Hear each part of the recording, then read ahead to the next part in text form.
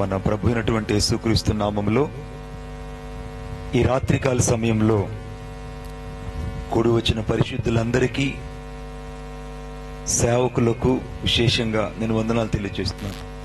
అందరూ నాకు తెలిసిన సేవకులు, ప్రతి ఒక్కరికి పేరు పేరు చొప్పున నేను వందనాలు తెలియజేస్తున్నాను. మరి ముఖ్యంగా జాకబ్ అన్నయ్యకు, ఎందుకంటే వింజనంపాడులో అన్న పరిచర్య చేస్తున్నారు. అన్న ఆ ప్రాంతం పట్ల కలిగి ఉన్న భారాన్ని బట్టి, ఆ ప్రాంతంలో అన్నను దేవుడు వాడుకున్నటువంటి విధానాన్ని బట్టి నేను దేవుణ్ణి స్తుతిస్తున్నాను. ఎందుకంటే ఒక మనుషుణ్ణి దేవుడు నడిపిస్తే తప్ప, the God is going before to us, without the presence we shall not do anything for the Kingdom. దేవుని కొరకు నువ్వు ఏదైనా చెయ్యదలిచినప్పుడు దేవుడిని నడిపిస్తే తప్ప మరి ఏదీ చేయలేము. అప్పాపురంలో సేవ చూసుకుంటూ, వింజనంపాడులో సేవ చూసుకుంటూ, భారమైనటువంటి దేవుని యొక్క పరిచయం జరిగిస్తున్నటువంటి మా ప్రియులు జాకబ్ అన్నకు, సంఘానికి, కూడి వచ్చిన 2 బ్రాంచ్ సంఘాలకి నేను ప్రత్యేక వందనాలు తెలియజేస్తున్నాను. Praise the lord. ఈ రాత్రికాల సమయంలో ఒక శ్రేష్టమైన వాక్యాన్ని చదువుకుందాం. ఒక శ్రేష్టమైన వాక్యాన్ని. నాతో పాటు అందరూ బైబిల్ తీయాలని నేను కోరుకుంటున్నాను. ప్రతి ఒక్కరు. Thank you Jesus. ప్రతి ఒక్కరు 130వ దావీదు కీర్తన. కొంచెం వాల్యూమ్ పెంచు నాన్న, కొంచెం వాల్యూమ్ పెంచు, వాల్యూమ్ పెంచు దయచేసి. 130వ దావీదు కీర్తన 7వ వచనం. కొంచెం బేస్ పెంచు, కొంచెం ట్రిబుల్ పెంచు, కొంచెం ఎక్కువ కూడా పెంచు, వాల్యూమ్ పెంచు. మిక్సర్ దగ్గర నీ కొత్త అయితే సేవకులు అన్నయ్య ఒకసారి వచ్చి దాన్ని అప్లోడ్ చేస్తారు. ఓకే, అది ఆ కుర్రోడికి తెలియదు పాపం. దావీదు కీర్తన 137వ వచనం ఒకరు చదవండి ఎవరైనా. ఇశ్రాయేలు యెహోవా మీద ఆశ పెట్టుకొనుము, యెహోవా మీద ఆశ పెట్టుకొనుము, యెహోవా యొద్ద కృప దొరుకును, యెహోవా యొద్ద కృప దొరుకును, ఆయన యొద్ద సంపూర్ణ విమోచన దొరుకును, సంపూర్ణమైన విమోచన దొరుకును. తలలు వంచండి, ప్రార్థన చేసుకుందాం. ప్రేమగల మా తండ్రి, నీకు వందనాలు చెల్లిస్తున్నాను. ఈ సమయంలో మమ్మల్ని మేము మీ చేతుల్లో ప్రతిష్ఠించుకుంటున్నాం. మేమేమై ఉన్నామో అది కేవలం మీ కృప అయి ఉన్నాం. ఈ రాత్రి మీరు నాతో మాతో మీరు మాట్లాడండి. నీ మెల్లనైన స్వరాన్ని వినడానికి మా అంతరంగంలో భయాన్ని కలుగు చేయండి. వాక్యం వెల్లడగుడుతోడనే అక్కడ వెలుగు కలుగునని రాయబడింది. నీ వెలుగు ఇక్కడ కలుగును గాక, దేవుని ప్రత్యక్షత కలుగును గాక, నలుదిశల దేవుని యొక్క వాక్ శక్తి విడుదలవును గాక. మీ సన్నిధి యొక్క మహిమ మాతో ఉంచమని నజరేయుడైన యేసయ్య శక్తి కలిగిన నామములో ప్రార్థన చేసి వేడుకొనుచున్నాను తండ్రి, ఆమేన్. ఈ 130వ దావీదు కీర్తన 7వ వచనం చాలా పరిచర్యకు, మన ఉనికికి, మన ఆత్మీయ జీవితానికి, అంతకంటే ఎక్కువగా మన సేవా అనుభవానికి ఒక ప్రత్యేకమైనటువంటి దావీదు కీర్తనని నేను ఎప్పుడూ నమ్ముతాను. ఎందుకంటే ఈ దావీదు కీర్తనలో దేవుడు చెప్తున్న మాట ఏంటంటే చాలా శ్రేష్టమైనది. 7వ వచనంలో ఇశ్రాయేలు, ఇశ్రాయేలు అని రాయబడింది. ఎవరు ఇశ్రాయేలు? అసలు ఇశ్రాయేలు ఎవరు అనంటే, ఈ ఇశ్రాయేలు యొక్క పేరు ఒక జనాంగానికని మీరు అనుకుంటున్నారు. కాదు కాదు, అది జనాంగము, ఇశ్రాయేలు జనాంగం గురించి కాదు చెప్పబడింది, ఒక వ్యక్తి గురించి చెప్పబడింది. ఆ వ్యక్తి పేరు ఇశ్రాయేలు. ఈ ఇశ్రాయేలు అనే వ్యక్తి గత కాలంలో ఎలా ఉన్నాడు, ఈ ఇశ్రాయేలు అనే వ్యక్తి గత కాలంలో ఎలా జీవించాడు, ఈ ఇశ్రాయేలు అనే వ్యక్తి గత కాలపు అతని స్థితిగతులు ఏంటి అని వాక్యంలోకి వెళ్ళి చూస్తే అతని గురించి బైబిల్ ఏం చెప్తుందంటే, నాతో పాటు చూడండి దయచేసి, నాతో పాటు చూడండి. ఆదికాండం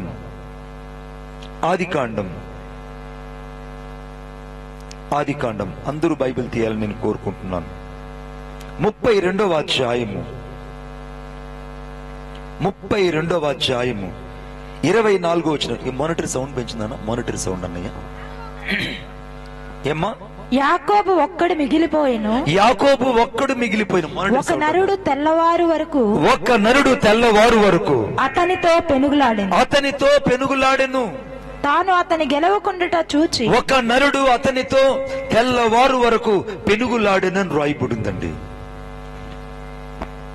ఈ మనుషుడు ఎవరు అనంటే అతని పేరు అక్కడ రాయబడింది, యాకోబు అని రాయబడింది. అతని పేరు ఇంకొక తర్జుమాలో ఏమని రాయబడిందంటే డిసీవర్ అని రాయబడింది. మరొక బైబిల్ ఏమని రాయబడిందంటే ద మోకర్ ఆఫ్ జాకబ్ అని రాయబడింది.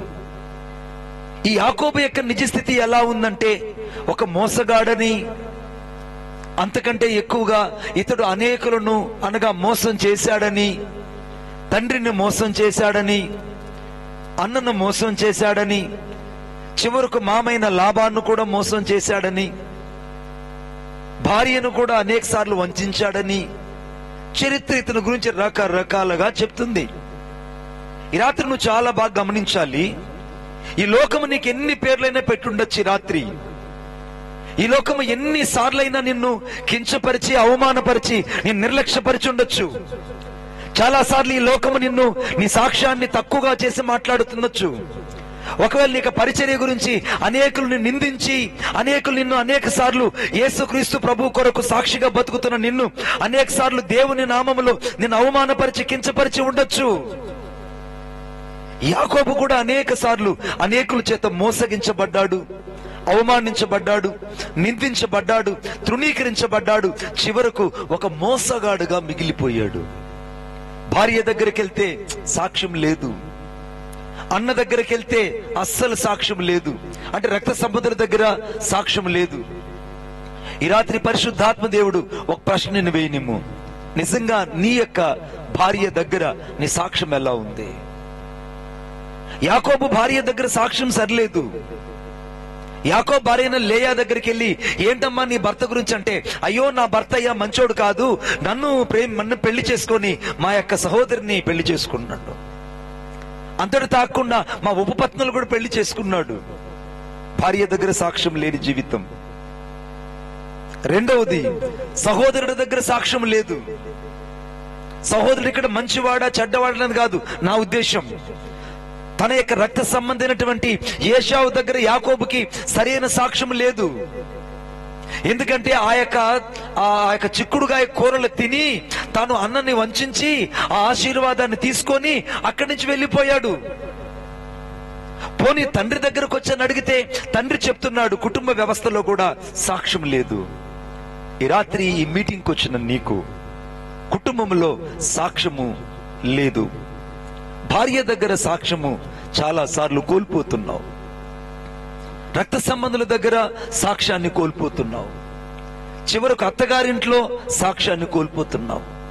ఇప్పుడు యాకోబు నలుదిశలా విరగ్గొట్టబడిన వ్యక్తిగా ఉన్నాడు. నలుదిశలా అతడు పెళ్లగించబడిన వ్యక్తిగా ఉన్నాడు.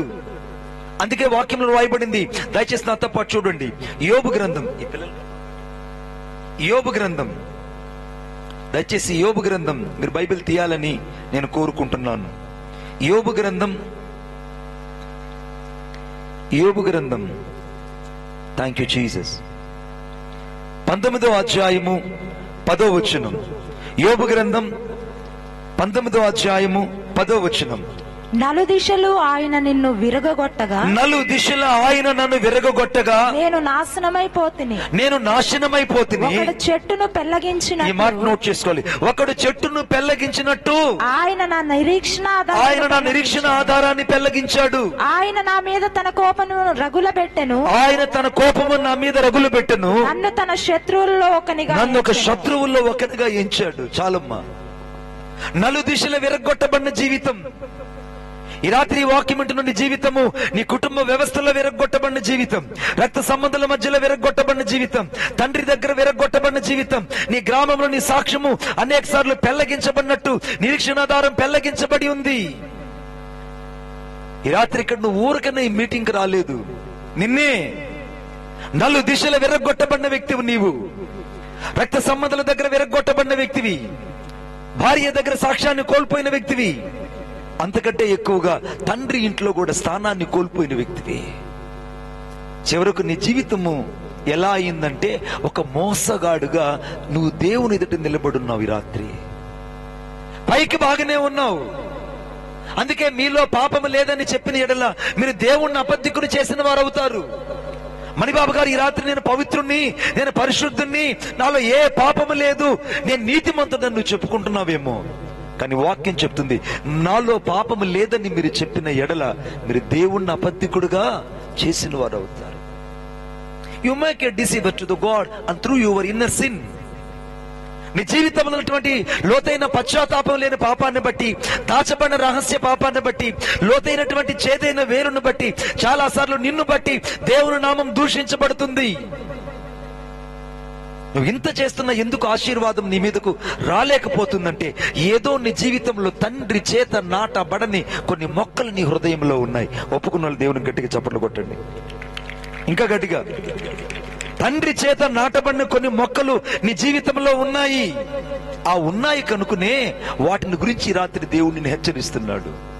నీ పేరు ఒక మోసగాడు, నీ సాక్ష్యం అన్ని విషయాల్లో కోల్పోయావు, నలుదిశలో విరగొట్టబడ్డావు, నలుదిశలో పెళ్లగించబడ్డావు. నీ నిరీక్షణ దారం అనగా ఒకడు చెట్టుని ఏ రీతిగా అయితే పెళ్లగిస్తాడో ఆ రీతిగా నువ్వు పెళ్లగించబడ్డావు. ఈ రాత్రి నెమ్మది లేని జీవితాలు ఇక్కడ ఉన్నాయి. ఈ రాత్రి సాక్ష్యాన్ని కోల్పోయిన జీవితాలు ఇక్కడ ఉన్నాయి. అనేక సార్లు అనేకుల మధ్యలో నిందించబడిన జీవితాలు ఇక్కడ ఉన్నాయి. ఇక్కడ విసిరి వేసారిపోయిన జీవితాలు ఉన్నాయి. అంతకంటే ఎక్కువగా నిరీక్షణ దారము పెళ్లగించబడినట్టు నిరీక్షణ దారమును పెళ్లగించబడిన జీవితాలు కూడా ఇక్కడ ఉన్నాయి. ఈ రాత్రి దేవుడు ఎందుకు నీతో ఒక విశేషంగా మాట్లాడాలని ఇష్టపడుతున్నాడో తెలుసా? ఈ రాత్రి నువ్వు యేసయ్య దృష్టిలో ఒక ప్రత్యేకించబడిన వ్యక్తిగా ఉండబోతున్నావు. కొట్టండి చప్పట్లు గట్టిగా. ఒక ప్రత్యేకించబడిన వ్యక్తిగా నువ్వు ఉండబోతున్నావు. ఒక ప్రత్యేకించబడిన వ్యక్తిగా నువ్వు ఉండాలని దేవుడు నీ పట్ల కోరుకుంటున్నాడు. ఆ మనుషుడు ఒక్కడే మిగిలిపోయాడట, ఒక్కడే మిగిలిపోయాడు. అంతకుముందేమో 2 భార్యలు, ఉపపత్నులు, చుట్టూ జనాలు, కొంచెం ఎక్కువ తగ్గించండి. ఆ తర్వాత అక్కడికి పోతే ఏమో లాబాని ఇంట్లో విస్తారమైనటువంటి మంద, అటువైపున పోతేమో విస్తారమైన ఆస్తి. నలుదిశల ఇతడు బిజీగా ఉన్నాడు. కానీ ఒక రోజు దేవుడు తగిన పాఠం చెప్పాడు. దేవుడు తగిన పాఠం చెప్పాడు. యాకోబు, నీ జీవితానికి కావాల్సింది నువ్వు ఒక్కడవే నా యొద్దకు రావాలయ్యా. కొంతమంది దేవుణ్ణి ఏకాంతంగా కలుసుకోరు. నేను మరలా చెప్తున్నాను నీకు అర్థం అవ్వాలని. నువ్వు ఏకాంతంగా ఎప్పుడైతే దేవుణ్ణి నువ్వు కలుసుకుంటావో దేవుణ్ణితో ముఖాముఖిగా మాట్లాడతాడు. నువ్వు 10 మందిలో కలుసుకున్నప్పుడు దేవుణ్ణితో మాట్లాడే విధానం చాలా తక్కువగానే ఉంటుంది. మీరు చూడండి, 10 మంది మధ్యలో నువ్వు కూర్చొని పాఠం విన్నప్పుడు స్కూల్లో ఆ ఉపాధ్యాయుడు అందరిని చూసినట్టే నిన్ను చూస్తాడు. కానీ నువ్వు ప్రత్యేకంగా ట్యూషన్కి వెళ్తే ఎలా ఉంటుంది నీ పరిస్థితి?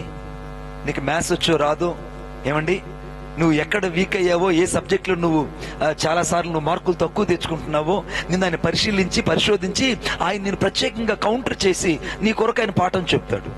ఎప్పుడు చెప్తాడు? నువ్వు ఆయన ఎద్దుకు ఒంటరిగా వెళ్ళాలి. ఇప్పుడు యాకోబు ఒక్కడే మిగిలిపోయాడు. ప్రేమించిన రాహేలు ఒక పక్క లేదు, లేయా లేదు, ఆస్తి లేదు, అంతస్తులు లేవు, ఉపపత్నులు లేరు, ఎవరు లేరు, ఒక్కడే మిగిలిపోయాడు. ఈ రాత్రి పరిశుద్ధాత్మ దేవుడు ఒక ప్రశ్న నేను వేయని. నువ్వు నలుదిశలో విరగొట్టబడుతున్నావు, నలుదిశలో పెళ్లగించబడుతున్నావు, నలుదిశలు నువ్వు విరగొట్టబడిన జీవితంలో ఉన్నావు. కానీ ఎప్పుడైనా దేవునికి ఒంటరిగా కనపడ్డావా? అసలు దేవుణ్ణితో మాట్లాడే ఎంతకాలమైంది? దేవుణ్ణితో మాట్లాడే ఎంతకాలమైంది? ఈ రాత్రి పరిశుద్ధాత్మ దేవుడు నీ మనస్సాక్షిని అడుగుతున్నప్పుడు నీ మనస్సాక్షిని కఠినపరచుకోవద్దు. నీ మనస్సాక్షిని కఠినపరచుకుంటే ఈ రాత్రి నువ్వు చాలా నష్టాన్ని కొని తెచ్చుకుంటావు. నీ మనస్సాక్షిని నువ్వు దేవుని ఎదుట నిందారహితంగా ఉంచుకోకపోతే నష్టముతో పాటు అనేకమైన కష్టాలు, ఉపద్రవాలకు నీవే కారణమవుతావు. ఆకారం ద్వారా ఏ రీతికైతే కుటుంబం అంతా పతనావస్థలోకి వెళ్ళి ఆకోరులో చచ్చారో, ఈ రాత్రి నువ్వు ఒప్పుకోకపోవడం వల్ల, కప్పుకోవడం వల్ల నీతో పాటు నీ కుటుంబం, నీ పిల్లలు అందరికీ నష్టం కొని తెచ్చిన వ్యక్తి అవుతావు. అందుకే నా 2 చేతులు దండం పెట్టి చెప్తున్నా, యాకోబు ఒక్కడే మిగిలిపోయాడు. నువ్వు ఎప్పుడైనా ఒంటరిగా దేవుణ్ణి కలుసుకున్నావా? దేవునితో ఒంటరిగా కలుసుకొని అసలు ఎంతకాలం అయింది? ఆరంభంలో ఎప్పుడు చూసినా దేవునితో ఒంటరిగా ఉండి, ఒంటరిగా దేవునితో మాట్లాడి, దేవునితో పెనుగులాడే వ్యక్తివి. కానీ ఇప్పుడు నీకు పెనుగులాట తగ్గిపోయింది. నిన్నే ఇప్పుడు నీకు దేవునితో పెనుగులాట తగ్గిపోయింది. అప్పుడున్న ప్రార్థన జీవితం ఇప్పుడు కనపడడం లేదు. అప్పుడున్న ఉపవాస జీవితం ఇప్పుడు కనపడడం లేదు. అప్పుడున్న వైరాగ్యం ఇప్పుడు కనపడడం లేదు. అప్పుడున్న ఆత్మల తృష్ణ ఎప్పుడు కనపడడం లేదు. పైపైన భక్తి కలిగి దేవుని శక్తిని ఆశ్రయించినట్టే ఉంది నీ జీవితం. యాకోబు కూడా అలాగనే ఉన్నాడు. పైపైన భక్తి ఉంది, లోపల శక్తి లేదు. నువ్వు కూడా పైపైన బాగానే ఉన్నావు. మీకు ఎంతమందికి అర్థమవుతూ లేదో గానీ ఒక కళ్ళెంలో మీరు కూర్చొని ఉన్నారు. ఒకప్పుడు ఇక్కడ పెద్ద వరి పంట ఉండేది అనుకుంటున్నా. ఆ రైతు ఏం చేస్తాడంటే ఒక చాటను తీసుకొని వచ్చి ఈ ధాన్యాన్ని అంతా అలా పెట్టి తూర్పార పెట్టేవాడు. ఆ తూర్పార పట్టేటప్పుడు ఆ ధాన్యం అనుకుంటుందంట, మేము ఆయన చేతిలోనే ఆయన చాటలోనే ఉన్నాము, మేము మంచి ధాన్యము మేము కొట్టులేకి చేరతామని అనుకుంటుంటాయంట.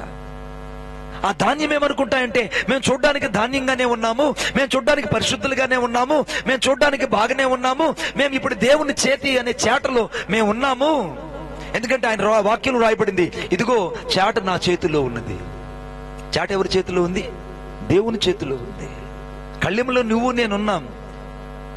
ఇప్పుడు ఆ యొక్క వరి ధాన్యం అంతా ఆ చాటలోకి చేర్చబడినప్పుడు ఆయన తూర్పుర పట్టడం ప్రారంభిస్తాడు. ఎప్పుడైతే తూర్పుర పట్టడం ప్రారంభిస్తాడో ధాన్యం అనుకున్నటువంటి కొన్ని గింజలు ధాన్యం లాగానే ఉన్నాయి, గాని అవి గాలికి తరకల వల్ల ఎగిరి అవతల పడిపోతున్నాయి. తరకల వల్ల ఎగిరి అవతల పడిపోతున్నాయి. మరికొంతమంది ఈదురు గాలికి అమాంతంగా పొట్టు వల్ల ఇసురు అవతల పడివేయబోతున్నాయి. మరికొన్ని ఇసురుతూ ఉంటే దూరంగా వెళ్ళి తరకలుగా పడిపోతున్నాయి. కొన్ని మాత్రమే చాటలో మిగిలాయి. అవి మాత్రమే కళ్ళెమ దగ్గర పడ్డాయి. కొట్టండి చప్పట్లు గట్టిగా, ఇంకా గట్టిగా. కళ్ళెమ దగ్గర కొన్నే పడ్డాయి. ఆ కొన్నిన రైతు బస్తాలకేసి కొట్టుకు చేర్చినట్టే ఈ రాత్రి నువ్వు ధాన్యము అనుకుంటున్న నీవు, పరిశుద్ధుడు అనుకుంటున్న నీవు, భక్తి పెరడు అనుకుంటున్న నీవు, ఈ సాక్ష్యం ఏమైందో ఆలోచించి చూడు. మనుషులు ఎదుట కాదు మొదట కావాల్సింది దేవుని ఎదుట నీ మనస్సాక్షి, నీ సాక్ష్యం సరిగా ఉందో లేదో ఆలోచించి చూడు. నువ్వు దేవుణ్ణి ఒంటరిగా కలుసుకొని ఎంతకాలమైంది? దేవునితో ముఖాముఖిగా మాట్లాడి ఎంతకాలమైంది? దేవుని యొక్క ముఖ దర్శనం చేసి ఎంతకాలమైంది? దేవుని యొక్క స్వరూపాన్ని నిదానించి చూచి ఎంతకాలమైంది? దేవుని స్వరాన్ని వినడానికి వేగిరిపడి ఎంతకాలమైంది? ఏమైనా అడిగితే నేను బిజీ అయిపోయాను అన్నయ్య, నేను బిజీ అయిపోయాను. బిజీ అంటే అర్థం చెప్పిన, the be under the satanic of yoke. The be under the satanic of yoke.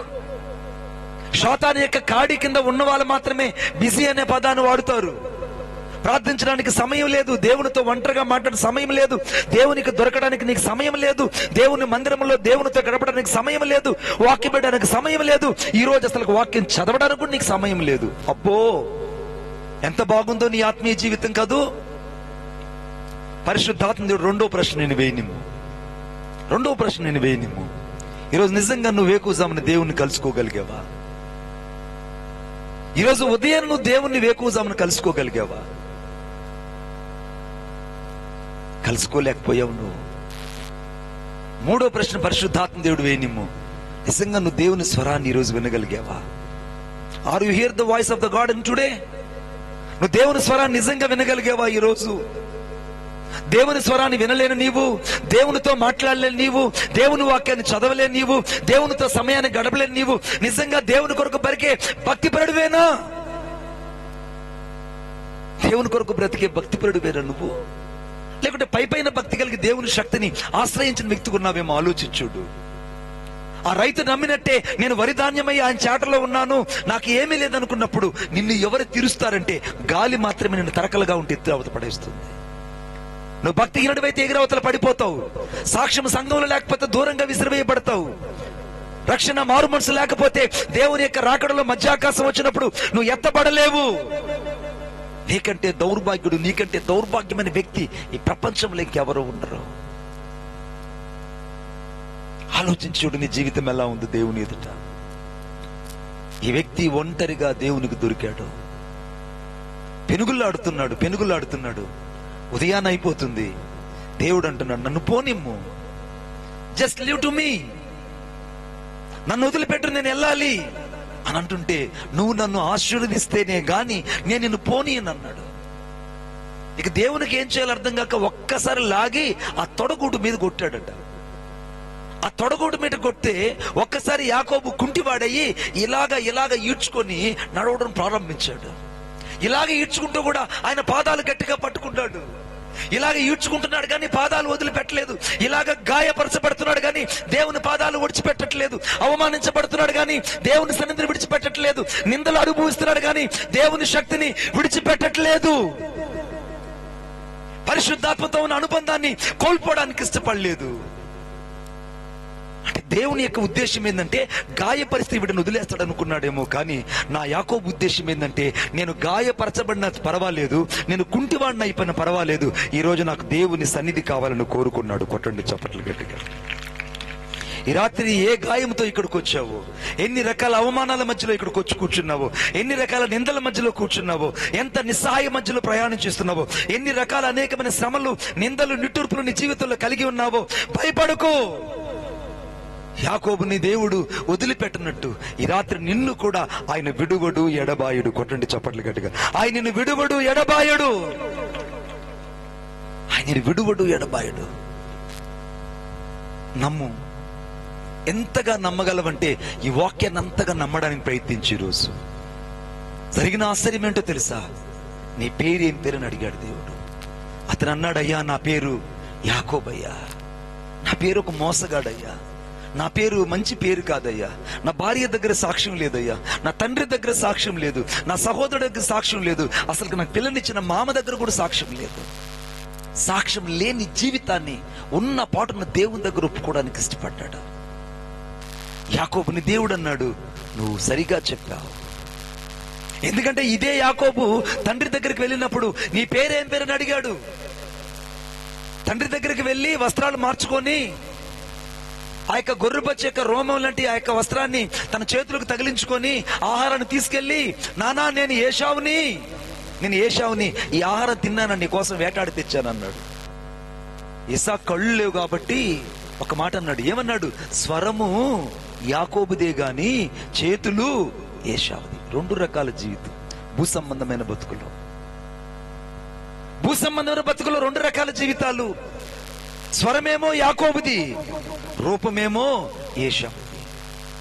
దేవుని సన్నిధిలో ఉన్నప్పుడు ఒక లక్షణం, దేవుని సన్నిధిలో దాటి వెళ్ళినప్పుడు ఒక లక్షణం, పరిశుద్ధుల మధ్యలో ఉన్నప్పుడు ఒక జీవితం, పరిశుద్ధతలో నుంచి అవతలకి వెళ్ళినప్పుడు ఇంకొక జీవితం. రంగుల జీవితానికి అలవాటు అయిపోయావు నీవు.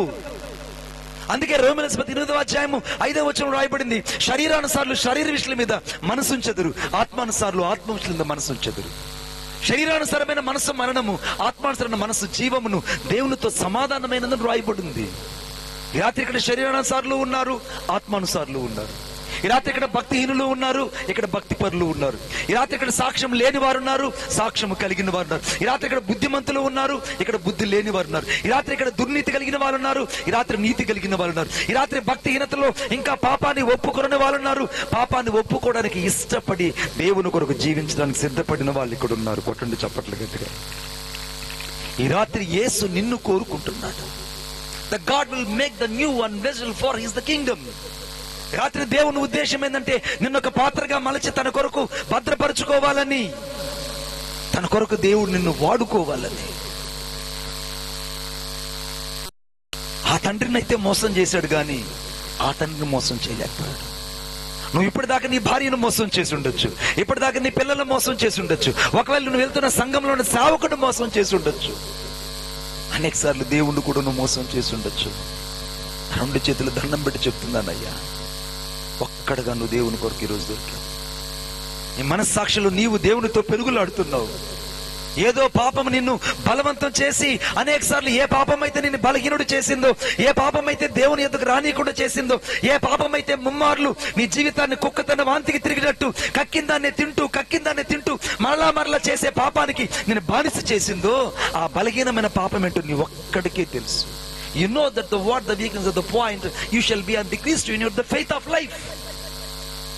ఏది నీ జీవితంలో నేను వెనక్కి లాగేస్తుందో నీకు మాత్రమే తెలుసు. ఏ బలహీనత నిన్ను వెనక్కి లాగవేస్తుందో ఆ పాపం నీకే తెలుసు. ఏ రహస్య పాపం నిన్ను పట్టి పీడిస్తుందో అది నీకు మాత్రమే తెలుసు. అయితే యాకోబు దేవుని దగ్గర ఒప్పుకున్నట్టు నిజంగా దేవుని దగ్గర ఒప్పుకోగలవా? దేవుడు అన్నాడు ఒక మాట, నువ్వు సరిగా చెప్పు, నీ పేరు యాకోబు, కానీ ఇక్కడ నుండి నా సన్నిధిలో నీవు నీ పాపాన్ని ఒప్పుకున్నావు కనుక ఇక నుండి నీ పేరు యాకోబు కాదు, ఇశ్రాయేలు అన్నాడు. కొట్టండి చప్పట్లు గట్టిగా. From this day I declare that you are the name of Israel. ఈ రోజు నుండి నీ పేరు యాకోబు కాదు, నీ పేరు ఈ రోజు నుండి యాకోబు కాదు, నీ పేరు ఇక ఇశ్రాయేలు. ఇశ్రాయేలు అనే మాటకు రాజకుమారుడు అని రాయబడిందండి. రాజకుమారుడు. మోసగాడు ఎక్కడ? దేవుని దగ్గరకు వచ్చిన తర్వాత రాజకుమారుడు ఎక్కడ? ఇప్పుడు ఈ రాజకుమారుడు గురించి అనగా 130 దావీదు కీర్తన 7వ వచనం చదవండి. ఇశ్రాయేలు. ఇప్పుడు ఇశ్రాయేలు పేరు ఏం పేరమ్మా? రాజకుమారుడు. ఏం పేరు ఇప్పుడు? రాజకుమారుడు. ఒకప్పుడేమో పాప జీవితం, ఒకప్పుడేమో రహస్య జీవితం, ఒకప్పుడు ఒప్పుకొనలేని జీవితం. ఇప్పుడు దేవుని యొద్దకు వచ్చిన తర్వాత రాజకుమారుడుగా మారిపోయాడు. ఎప్పుడైతే రాజకుమారుడుగా మారిపోయాడో దేవుడు ఏం మాట్లాడుతున్నాడో చూడండి. 137వ వచనం. ఇశ్రాయేలు యెహోవా మీద ఆశ పెట్టుకొను, యెహోవా మీద ఆశ పెట్టుకొనుము, యెహోవా యొద్ద కృప దొరుకును, యెహోవా యొద్ద కృప దొరుకుతుంది, ఆయన యొద్ద సంపూర్ణ విమోచన. ఆయన యొద్ద అనగా దేవుని యొద్ద ఈ రాత్రి నీకు సంపూర్ణమైన విడుదల ఉన్నది. ఈ రాత్రి నీకు ఒక విడుదల కలిగి ఇక్కడి నుంచి వెళ్ళబోతున్నావు. ఈ రాత్రి విడిపించబడిన జీవితం దేవునికి ఎంతో ఇష్టమైంది. చాలా మంది ఈరోజు మీటింగ్ రాకుండా అరుగుల మీద కూర్చొని వింటున్నారు. మరికొంతమంది ఊరి దగ్గర కూర్చొని చప్టాల మీద కూర్చొని వింటున్నారు. మరికొంతమంది ఏంటో విచిత్రం చూద్దామని మిద్దెల మీద డాబాల మీద కూర్చొని వింటున్నారు. మరికొంతమంది మనకు సంబంధించింది కాదని ఊరి చివరిలో బైకుల మీద కూర్చొని చప్టా మీద కూర్చొని వాక్యం వింటున్నారు. నువ్వు ఎక్కడ కూర్చొని వింటున్నా నజరేయుడైన యేసుక్రీస్తు ప్రభు ఈ రాత్రి నిన్ను విడిపించబోతున్నాడు. ఆయన నిన్ను రక్షించబోతున్నాడు. The God will deliverance from you the darkness. నువ్వు ఏ పరిస్థితుల్లో ఉన్నావో ఆ పరిస్థితుల నుంచి విడిపించడానికి ఆయన ఇక్కడికి దిగి వచ్చి ఉన్నాడు. ఆయనని విమోచించాలని, నిన్ను విడిపించాలని, శత్రువు చేతుల నుంచి నిన్ను విడిపించాలని ఆయన నిన్ను కోరుకుంటున్నాడు. నాతో పాటు చూడండి దయచేసి. వాక్యంలోకి వెళ్ళి చూద్దాం. ఒకే ఒక వాక్యం. Thank you Jesus. నాతో పాటు చూడండి. Wonderful Jesus. I pray you lord.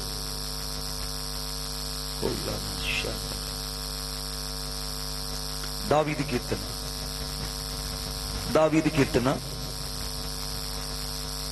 106 10వ వచనం. వారి పగవారి చేతిలో నుండి. ఈ మాట గట్టిగా చదవాలమ్మా. వారి పగవారి చేతిలో నుండి వారిని రక్షించెను, శత్రువుల చేతిలో నుండి వారిని విమోచించెను. ఆమేన్ చెప్పండి గట్టిగా. లెట్స్ చూడండి. శత్రువుల చేతిలో నుండి ఆయన వారిని విమోచించెను. పగవారి చేతిలో ఉన్న జీవితాలు. ఎవడి పగవాడు? దావీదుకేమో సౌలు పగవాడుగా కనపడ్డాడు. నీకేమో నీ అభివృద్ధిని చూసి ఎవరైతే నిన్ను ద్వేషిస్తున్నారో వాళ్ళందరూ నీకు పగవాళ్ళుగా కనబడుతున్నారు. నిజమైన పగవాడు నిన్ను ద్వేషించేవాడు కాదు. నిజమైన పగవాడు నీ మీద బురద జల్లేవాడు కాదు. నిజమైన పగవాడు నిన్ను చూసి హేళన చేసేవాడు కాదు. నిన్ను చూసి హేళన చేసేవాడిని వాడుకుంటున్నాడే, వాడే శాతానుడు. వాడే నీకు నిజమైన పగవాడు. కొట్టండి చప్పట్లు గట్టిగా. వాడిని వాడుకుంటున్నాడు కాబట్టి వాడు నీ మీద తిరగబడ్డాడు. ఇప్పుడు బైబిల్ ఏమని రాయబడింది? పగవారి చేతికి నేను చిక్కకుండా, నా శత్రువుల చేతికి చిక్కకుండా నన్ను విమోచించయ్యా అని ఈ మనుషుడు అడుగుతున్నాడు. రాత్రి నువ్వు ఎవరి చేతిలో బందీ అయిపోయావో దేవునికి తెలుసు. శత్రువు చేతిలో బందీ అయిపోయిన జీవితాలు ఎలా ఉంటాయంటే నిత్యము బానిసత్వంలోనే ఉంటాయి. శత్రువు 3 రకాలుగా బంధిస్తాడు. నా వైపు చూడండి అందరూ. శత్రువు 3 రకాలుగా బంధిస్తాడు. ఒకటి నిన్ను ప్రార్థన చేయనీయకుండా బంధిస్తాడు. The first, the weapon, the without the prayer and seasons to your life. నీ ప్రార్థన అన్నది బంధించేస్తాడు మొదట. ఇది శత్రువు చేసే పని.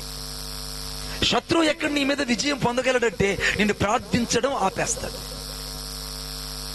నిజంగా ఈరోజు వేకువజామున ప్రార్థించలేని నీవు, ఈరోజు దేవుని వాక్యం చదవలేని నీవు, దేవునితో మాట్లాడలేని నీవు, దేవుని ఒంటరిగా కలుసుకొనలేని నీవు, దేవుని ముఖదర్శనం చేయడానికి ఇష్టపడలేని నీవు, బిజీ అయిపోయిన నీవు శత్రువు చేతిలో ఉన్నట్టే కదూ. నీ సెల్ ఫోన్ లో ఉన్న సినిమాలను 3 గంటల సేపు చూడడానికి నీకు సమయం ఉంటుంది. నీ సెల్ ఫోన్ లో ట్రోలింగ్స్ చూడడానికి నీకు గంటల సమయం ఉంటుంది. రకరకాల వాటిని చూడడానికి నీకు సమయం ఉంటుంది. కానీ వాక్యమైన దేవుని ఎద్దకు రావడానికి నీకు సమయం సరిపోవట్లేదు. సమయం ఇచ్చిన దేవుణ్ణి పక్కకు పెడుతున్నావంటే, ఆయన నిన్ను పక్కకు పెడితే నీ పరిస్థితి ఎలా ఉంటుంది? ఓయ్ నిన్నే, నీకు సమయం ఇచ్చిన దేవుణ్ణి పక్కకు పెడుతుంటే ఆయన నిన్ను పక్కకు పెడితే నీ పరిస్థితి ఎలా ఉంటుంది? శత్రువు చేతిలో చిక్కిన జీవితాలు ప్రార్థించలేవు. శత్రువు చేతిలో చిక్కిన జీవితాలు ప్రార్థించలేవు. నువ్వు ప్రార్థించలేకపోయావంటే నువ్వు శత్రువు చేతుల్లో ఉన్నావని అర్థం. రెండోది, శత్రువు చేతిలో ఉన్న జీవితాలు ఎలా ఉన్నాయంటే ఆలోచనలన్నీ స్తంభించిపోతాయి. చాలా జాగ్రత్తగా చెప్తుంది, వినాలి. ఆలోచనలన్నీ స్తంభించిపోతాయి అంటే దేవుని కొరకు ఆలోచించకుండా నీ ప్రతి ఆలోచన శాతానుడు చెరపడతాడు. మొదట శాతానుడు ఎక్కడ యుద్ధం చేస్తాడంటే యుద్ధ భూమిలో యుద్ధం చేయడు. అర్థమవుతుందని చెప్తుంది. ఎక్కడో ఒక మంచి ప్రదేశం ఎన్నుకొని అక్కడ రిజల్ట్స్ లాగా ఇద్దరు పోరాడడానికి ఇష్టపడడు. శాతానుడు ఎక్కడ యుద్ధం చేస్తాడంటే మొదట మనస్సులో చేస్తాడు. The mind, it will be the place of the battle. నీ మనస్సు వాడికి ఒక యుద్ధ కేంద్రము. నీ మనసులో వాడు యుద్ధం ప్రేరేపిస్తాడు, యుద్ధం జరుగుతుంది. చాలా మంది మనసుల్లో అనగా మనసులో హృదయాలలో యుద్ధం ఎందుకు జరుగుతుందంటే అక్కడ దేవుని వాక్యం లేనందువల్ల. అందుకే వాక్యం రాయబడింది, ఆ ఇల్లు ఊడ్చి చక్కగా అమర్చి ఉండుట చేత తనకంటే చెడ్డవైన మరి 7 దెయ్యాలు వెంట పెట్టుకొని అది వచ్చి ఆ ఇంట్లో కాపురం ఉందట. నీ ఇంట్లో దేవుని వాక్యం లేదు, నీ హృదయంలో దేవుని వాక్యం లేదు, నీ హృదయంలో దేవుని గురించిన ధ్యాస లేదు, నీ ఆలోచనలో దేవుని యొక్క మాటను గురించిన స్పర్శ నీ జీవితంలో కోల్పోతున్నావు. జాగ్రత్తగా ఆలోచించాలి. శాతానుడు వేసే రెండవ పన్నాగం, నీ ఆలోచనలు చెరపడతాడు. నీ ఆలోచనలో దేవుని వాక్యం లేకుండా చేస్తాడు. నీ ఆలోచనలో విశ్వాసం లేకుండా చేస్తాడు. నీ ఆలోచనలో పరిశుద్ధత లేకుండా చేస్తాడు. నీ ఆలోచనలో దేవుని యొక్క రాజ్యం గురించి ఆలోచించకుండా రాకడ ఇంకా ఆలస్యమని చాలాసార్లు నిన్ను మెప్పిస్తూ ఉంటాడు. శాతానుడు వాడుకునే రెండవ ప్రయోగం, అన్నయ్య మీరు వెళ్ళొద్దండి, I will be sing that one song to us. అక్కడ జరిగిందని శాతానుడు రెండవదిగా మనసులో యుద్ధం చేయడం ప్రారంభిస్తాడు. ప్రతి విశ్వాసికి, ప్రతి సేవకునికి ఎక్కడ యుద్ధం జరుగుతుందంటే మనస్సులో జరుగుతుంది. మూడోది, వాడు చేసే పని ఏంటో తెలుసా? నీ భవిష్యత్తు మీద యుద్ధం చేస్తాడు. నీ భవిష్యత్తు మీద యుద్ధం చేస్తాడు. అదేంటండి మణిబాబు గారు, నా ఫ్యూచర్ మీద ఎలా యుద్ధం చేస్తాడంటే రేపు నేను ఆశీర్వాదంగా ఉంటాను అనే మాట నీ నోట రానియకుండా రేపు ఏం జరుగుతుందో చూద్దామని నిన్ను కించపరిచేటట్టు అవిశ్వాసిగా నేను మార్చేయడం ప్రారంభిస్తాడు. విశ్వాసకి ఎప్పుడు బలం అంటే భవిష్యత్తు గురించినటువంటి బలం ఎక్కువ ఉండాలి. అబ్రహాము చూడని రాజ్యాన్ని చూశాడు, ఆ చూడని పట్టణాన్ని చూశాడు. తన చూడకనే ఆ పట్టణాన్ని చూసినట్టుగా విశ్వాసం కలిగిన వాడే గురి కలిగి ప్రయాణం చేశాడు. అంటే భవిష్యత్తు గురించినటువంటి భయము అబ్రహాముకు లేదు. కానీ రాత్రి నీ జీవితంలో చాలా సార్లు నీ భవిష్యత్తు గురించి ఆలోచిస్తున్నావు.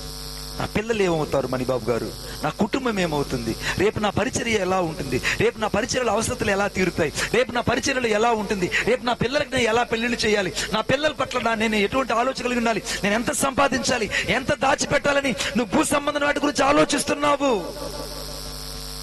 శాతానుడు చేస్తున్న మూడవ ప్రయోగం ఏంటంటే నీ మీద నీ ఆలోచనలు చెరపడుతున్నాడు. నీ ఆలోచనలు చెరపడుతున్నాడు. భవిష్యత్తు మీద నిన్ను దాడి చేస్తున్నాడు. నీ భవిష్యత్తు అంటే నీకు భయం కలుగు చేస్తున్నాడు. ఒక రోజున నేను ఒక మ్యారేజ్కి వెళ్ళాను. సరిగ్గా తిరుపతి దగ్గర రేణిగుంట అనే ప్రాంతంలో రైల్వే కళ్యాణ మండపంలో ఒక మ్యారేజ్ చేయడానికి వెళ్ళాను. ఆ జరిగిన సంఘటన ఏంటంటే మా యొక్క మినిస్ట్రీలో ఒక విధవరాలు ప్రతిరోజు ప్రతి ఆదివారము తన బిడ్డను తీసుకొని వచ్చి మందిరమంతా క్లీన్ చేసేది. మందిరమంతా క్లీన్ చేసేది ఆ తల్లి. అన్ని పనులు తానే చేసేది, తన కుమార్తె చేసేది.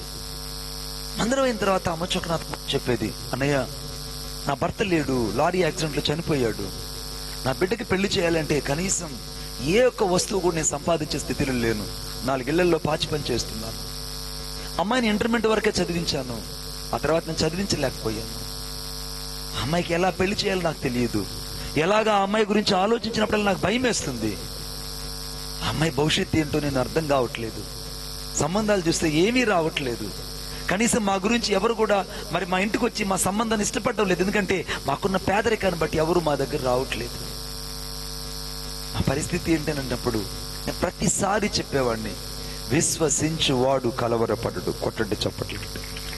విశ్వసించేవాడు భవిష్యత్తు గురించి భయపడడు. క్రీస్తునందు విశ్వాసం ఉంచిన వాడు రేపేం జరుగుతుందో, రేపు ఎలా ఉంటుందని ఆలోచించడు.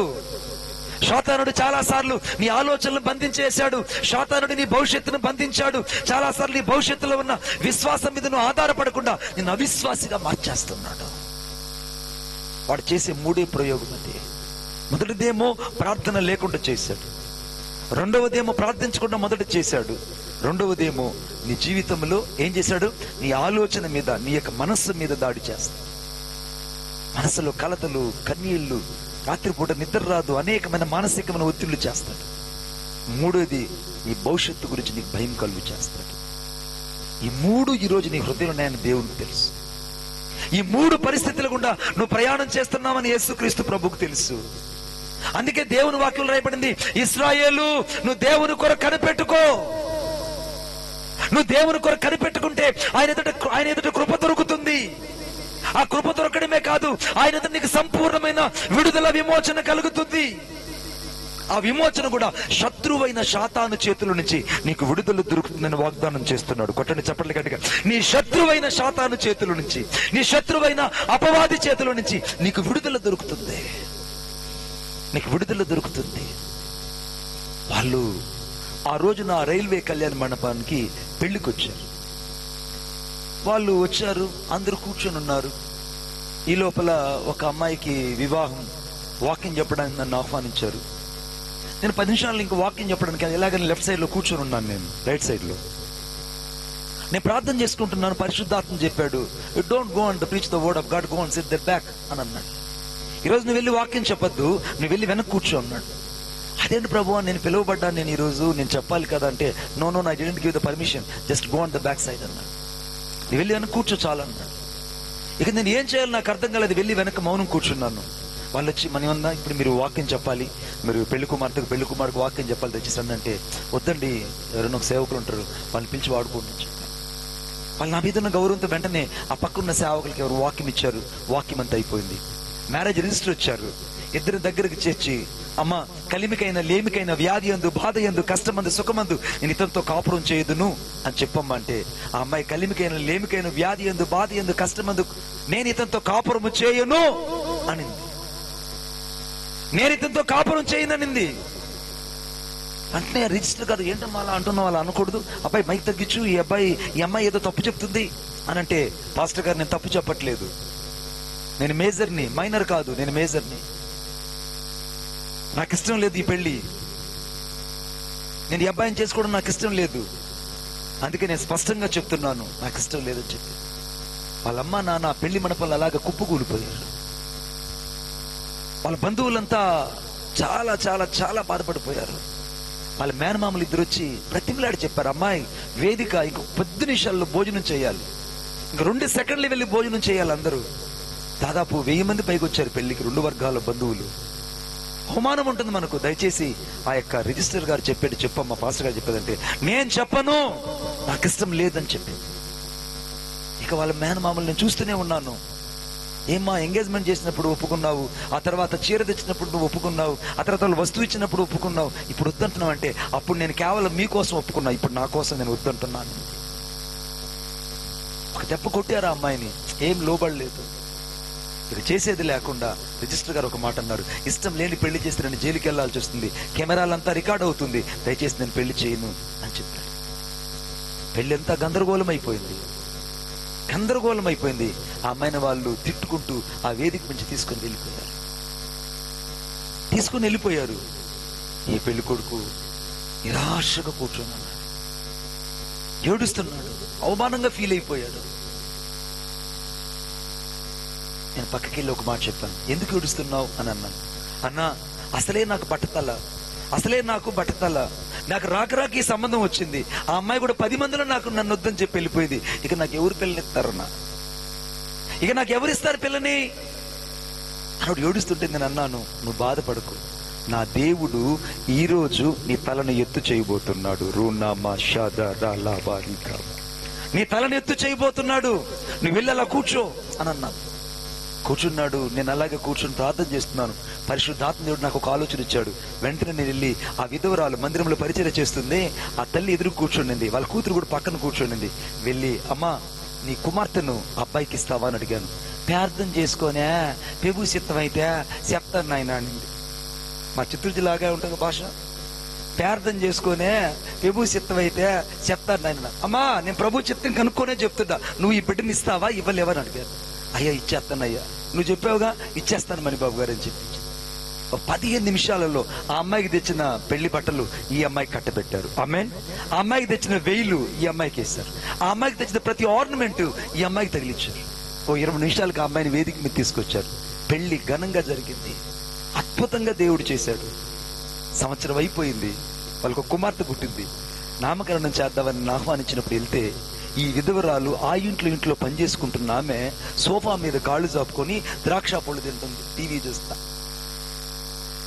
మారింది స్థితి మారిపోయింది. పైపెచ్చు దేవుడు చేసిన అద్భుతం ఏంటంటే, ఈ అమ్మాయిని పెళ్లి చేసుకున్న కొద్ది రోజులకి ఆ పిల్లోడు 4th క్లాస్ ఎంప్లాయీలో రైల్వేలో జాబ్ వచ్చింది. ఆమెన్. రైల్వేలో జాబ్ వచ్చింది. ఇప్పుడు సెంట్రల్ గవర్నమెంట్ ఉద్యోగ భారీ అయిపోయింది ఆ అమ్మాయి. ఇప్పుడు ఎవరంటే అల్లుడు సెంట్రల్ గవర్నమెంట్ ఉద్యోగస్తుడు అయిపోయాడు. ఆనందదాయకంగా ఉన్నారు. ఆ అమ్మాయికి ప్రశంసిక అని పేరు పెట్టా. ఆ రోజు భోజనాలంతా అయిపోయింది. వాడిని పక్కకు పిలిచి, అరే ఆ రోజు ఆ అమ్మాయి వెళ్ళిపోయింది కదా, ఆ అమ్మాయి ఎలా ఉంది? అమ్మాయి వెళ్ళిపోయింది కదా, అమ్మాయి ఎలా ఉందంటే, అయ్యో మణిబాబన్న ఏం జరిగిందో తెలుసా, ఆ అమ్మాయి ఫేస్బుక్ లో వాడెవన్నో చూసి, ఆ కుక్క మూతోని చూసి, ఆ ఇచ్చపళ్ళోని చూసి, అర్థమైందా, వాడేదో స్టార్ హీరో అనుకోని వెళ్ళింది. వాడు కనీసం స్టార్ హీరో కాదు కదా, వాచ్లు రిపేర్ చేసుకునేవాడు బెంగళూరులో. సాఫ్ట్వేర్ ఇంజనీర్ కూడా కాదు, వాచ్లు రిపేర్ చేసుకునే వాడి కోసం ఈ అమ్మాయి బట్టలు ఎత్తుకొని వెళ్ళిపోయింది. వాడిని పెళ్లి చేసుకుంది. గత్యంతరం లేకుండా ఇంటికి వస్తే చంపేస్తారని వాడిని పెళ్లి చేసుకుంది. వాడికి అనుమానం ఎక్కువ, తాగుడు వ్యసనాలు ఎక్కువ. ప్రతిరోజు చిత్రహింసలు పడుతుంది అమ్మాయి. నాకు అప్పుడు అనిపించింది, శత్రువు చేతుల్లో విడిపించబడ్డమంటే ఒక్క రూపాయి కూడా వారు ఖర్చు పెట్టకుండా వాళ్ళ కూతురుకు ఆ రోజు పెళ్లి అవుతుందని ఆ తల్లి ఆలోచించిందా? ఆలోచించండి. ఈ రోజు నేను ఈ పెళ్లికి వెళ్తున్నా, మేము భోజనం తినొద్దామని వచ్చారంట. ఆ రోజు నాకు చెప్తుంది, అయ్యా ఆ రోజు నేను భోజనం కోసమే వచ్చానయ్యా, ఆ రోజు నా బిడ్డకి పెళ్లి అవుతుందని నేను అనుకోలేదు మణిబాబు గారు. ఈ రోజు నువ్వు ఇక్కడ ఎందుకు వచ్చావో నాకు తెలియదు. శత్రువు చేతుల నుంచి నా యేసు నిన్ను విమోచించబోతున్నాడు. నిన్ను ఆర్థిక ఇబ్బందుల నుంచి విడిపించబోతున్నాడు. నీ కష్టాల కడల్లో నుంచి దేవుడు నిన్ను బయటికి తీసుకురాబోతున్నాడు. నీ వ్యసనాల్లో నుంచి నిన్ను బయటికి తీసుకురాబోతున్నాడు. ఎక్కడ నువ్వు బంధించబడ్డావో, ఎక్కడ నువ్వు శత్రు చేతుల్లో బందీ అయిపోయావో, వాడి చేతిలో నుంచి నీకు విడుదల కలుగుతుంది. వాడి చేతిలో నుంచి నా యేసయ్య నిన్ను విడిపించి బయటకు తీసుకురాబోతున్నాడు. ఆయన ఎంత కృప దొరుకుతుంది, ఆయన ఎంత సంపూర్ణమైన విమోచన ఉంది. ఆయన పేరు నజరేయుడైన యేసుక్రీస్తు ప్రభు. కొట్టడి చప్పట్ల గట్టిగా, ఆయన పేరు నజరేయుడైన యేసుక్రీస్తు ప్రభు. నీవు నాకుండగా నీవే నా అండగా, నీవు నాకుండగా నీవే నా అండగా,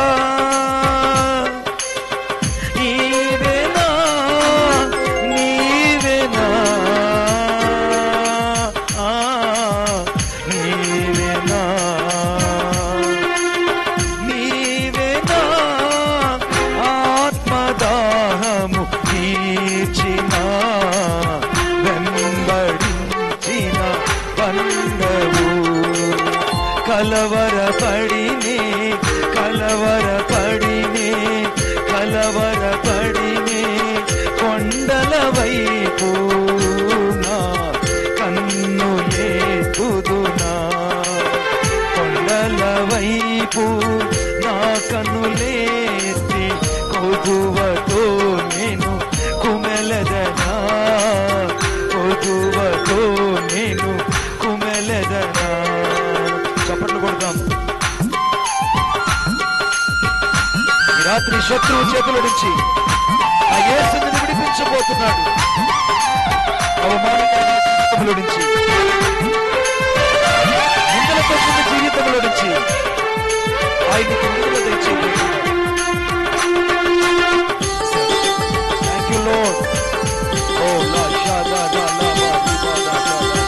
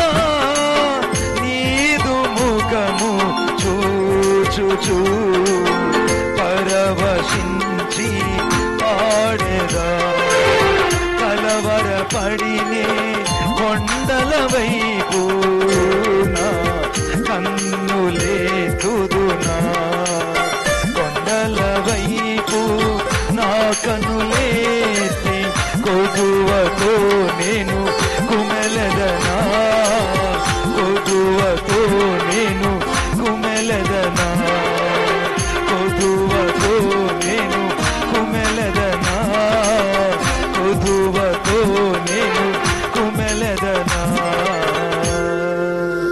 చప్పట్లు కొట్టేసేను భయపడుద్దాం. ఈ రాత్రి శత్రువు చేతుల నుంచి నిన్ను విడిపించే దేవుడు. నీ పేరు ఇక యాకోబు కాదు, నీ పేరు ఒక ఇశ్రాయేలు. ఇశ్రాయేలు నిన్ను ఈరోజు ఆయన సంపూర్ణమైన విమోచన కలిగిన హస్తాలతో నిన్ను విడిపించును గాక.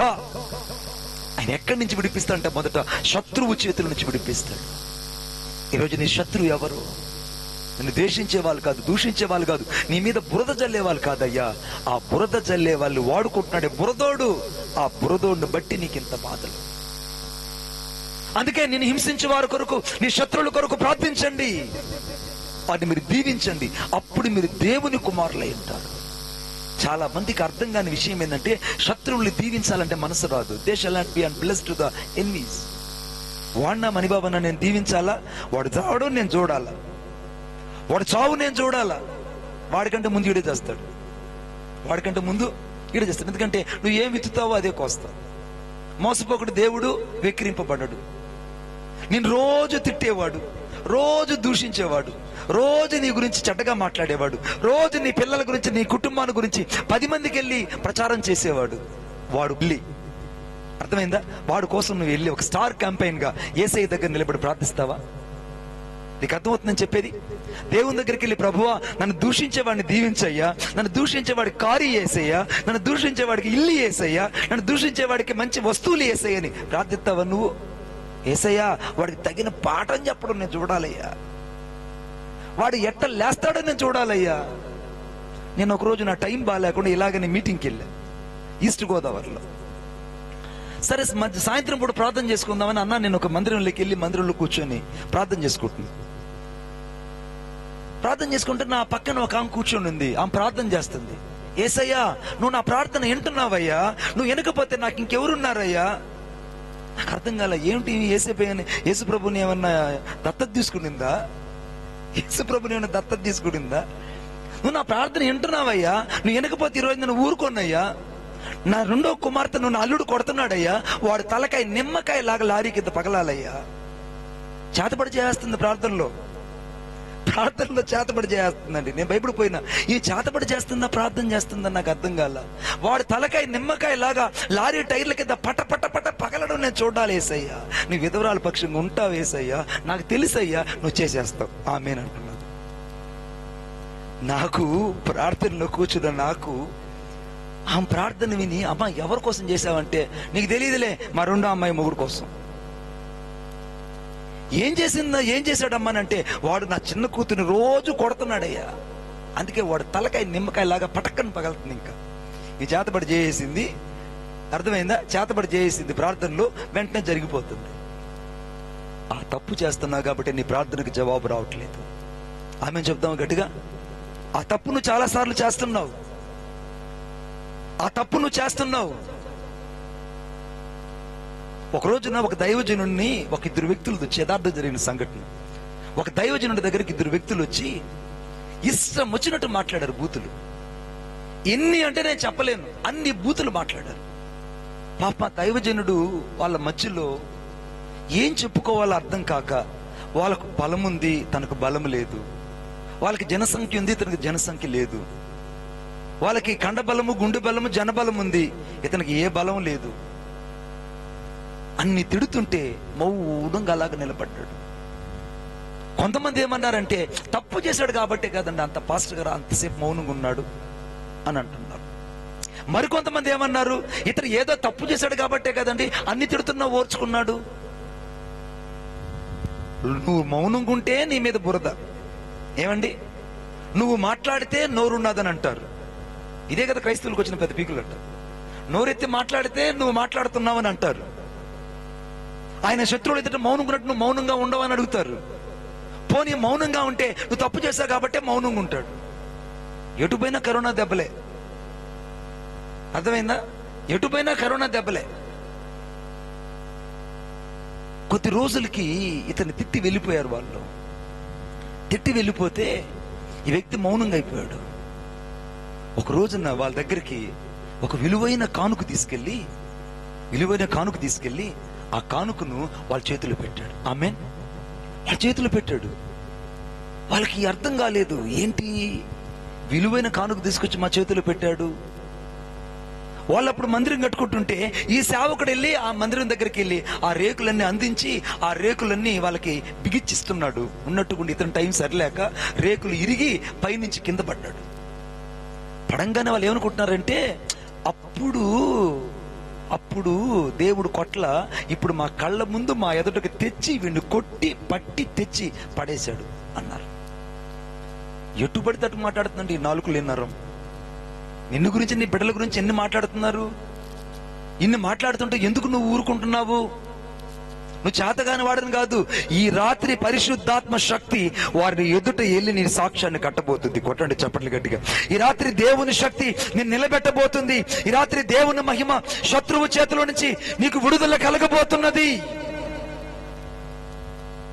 ఈ వ్యక్తికి కాస్త కాల్ డిస్లోకేటెడ్ అయిపోయింది. పాస్టర్ గారికి డిస్లోకేటెడ్ అయిపోయి కుంటుకుంటూ ఉంటే ఆ చూసిన వాళ్ళందరూ ఎన్నెన్ని అనుకున్నారు. కానీ తన హృదయంలో మాత్రం పరిశుద్ధతను అలంకరించుకొని దేవుని స్తుతించడం ప్రారంభించాడు. కొద్ది రోజుల తరువాత దేవుడు వారితో మాట్లాడాడు.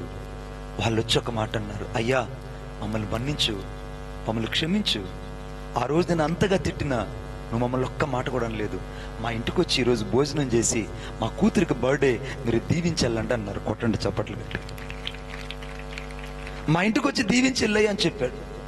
ఈ పాస్టర్ గారు వెళ్ళి వాళ్ళ మధ్య కూర్చొని అన్నం తింటున్నాడో లేదో గాని ఆ కన్నీళ్లు అన్నంలో పడి ఆ కన్నీళ్లను అన్నపానంగా తీసుకొని తింటుంటే దేవునికి స్తోత్రాలు చెప్తున్నాడు. అయ్యా శత్రువులు ఎదుట భోజనం సిద్ధపరచడం అంటే ఇదేనయ్యా. ఆ రోజు వాడు నువ్వెంత నేనంత ఉంటే ఈరోజు రక్షణలోకి వచ్చి ఉండేవాడు కాదు, దేవుని కొరకు సేవకుడై ఉండేవాడు కాదు. అంతకంటే ఎక్కువగా వాడు బుద్ధి బలాన్ని బట్టి, కండబలాన్ని బట్టి, నాకున్న కండబలాన్ని బట్టి, బుద్ధి బలాన్ని బట్టి నేను ఎదురెదురుబడి పోట్లాడుంటే పరిస్థితి ఎలా ఉండేది? నా మౌనము నీకు మహిమ తెచ్చిందయ్యా అని కన్నీటితో దేవునికి స్తోత్రాలు చెప్పాడు. హల్లెలూయా. చెప్పండి గట్టిగా, ఇంకొకసారి చెప్పండి. ఆ ఇద్దరిలో ఒకడు ఈరోజు చచ్చిపోయాడు. నిజంగా ఈరోజు చచ్చిపోయాడు. I was telling that very frank. ఈరోజు చనిపోయాడు. నాకు ఫోన్ చేసి చెప్తున్నాడు, అయ్యా ఈరోజు చనిపోయాడయ్యా వ్యక్తి. బిడ్డ నువ్వు భయపడద్దు. నిన్ను ముట్టిన వాడు కనుగుడ్డును ముట్టినట్టు. నీ కుటుంబం గురించి ఎవడైనా దూషిస్తున్నాడంటే, శత్రువులాగా నిన్ను వేధిస్తున్నాడంటే, శత్రువైనటువంటి శాతానుడు వాడిని వాడుకొని నీ మీద ఇంకా విసురుతున్నాడు బాణాలంటే, ఈ రాత్రి నువ్వు భయపడిపోవద్దు. నా దేవుని యొద్ద సంపూర్ణ విమోచన ఉంది. నా దేవుడు శత్రువుల చేతికి నిన్ను అప్పగించడు. శత్రువు చేతికి నీ యొక్క జీవితాన్ని అప్పగించడు. శత్రువు చేతికి నీ కుటుంబాన్ని అప్పగించడు. నీ శత్రువుల ఎదుట నీకు భోజనాన్ని సిద్ధపరచడమే కాదు, నీ శత్రువుల ఎదుట దేవుడిని తలనెత్తు చేయబోతున్నాడు. కొట్టండి చప్పట్లు గట్టిగా. ఈ రాత్రి నీ శత్రువైన శాతానుడి ఎదుట, నీ శత్రువైనటువంటి వ్యక్తుల ఎదుట నీ సాక్ష్యాన్ని కట్టడమే కాదు, నీ పరిచర్యను కూడా దేవుడు లేపబోతున్నాడు. ఆమేన్. నీ పరిచర్యను దేవుడు దీవించబోతున్నాడు. నీ పరిచర్య పట్ల దేవుడు కలిగిన ప్రణాళికను దేవుడు విస్తృతపరచబోతున్నాడు. ఆ దైవజనుడు ఆ సాక్ష్యం చెప్పినప్పుడు నా హృదయంలో నేను దేవుడిని ఎంతగానో స్తుతించాను. నిజమే, నేను హింసించే వారి కొరకు, నేను దూషించే వారి కొరకు నువ్వు ప్రార్థించు, వారిని దీవించు, అప్పుడు నువ్వు దేవుని కుమారులు అవుతావు. ఈ రాత్రి దేవుని కుమారుడు, దేవుని కుమార్తె కావాలంటే నిజంగా నువ్వు దీవించే స్వభావం ఉందా? చంపడానికి దావీదుకు అవకాశం వచ్చినా సౌలును చంపడానికి దావీదు ముందుకు వెళ్ళలేదు. చంపడానికి అవకాశం వచ్చింది. దావీదు స్నేహితుడు అంటున్నాడు, అయ్యా ఇప్పుడు సౌలును చంపేయి, సౌలును చంపేయి. ఒక్క దెబ్బతో ఈటు తట్టిన పొడి చట్టం లేపేయి. దావీదు అన్నాడు, నేను ఆ వ్యక్తిని చంపను, అతడు దేవుని చేత అభిషేకించబడిన వాడు, దేవునికి స్తోత్రం కలుగునుగాక. శత్రువుని బట్టి అక్కడ జ్ఞాపకం చేసుకోలేదు, దేవుణ్ణి బట్టి అతన్ని క్షమించాడు. ఆ నీళ్ల బుడ్డిని, ఆ ఈటిని తీసుకొని దూరంగా వెళ్ళి ఇంకొక కొండ దగ్గరికి వెళ్ళి, సౌలా సౌలా,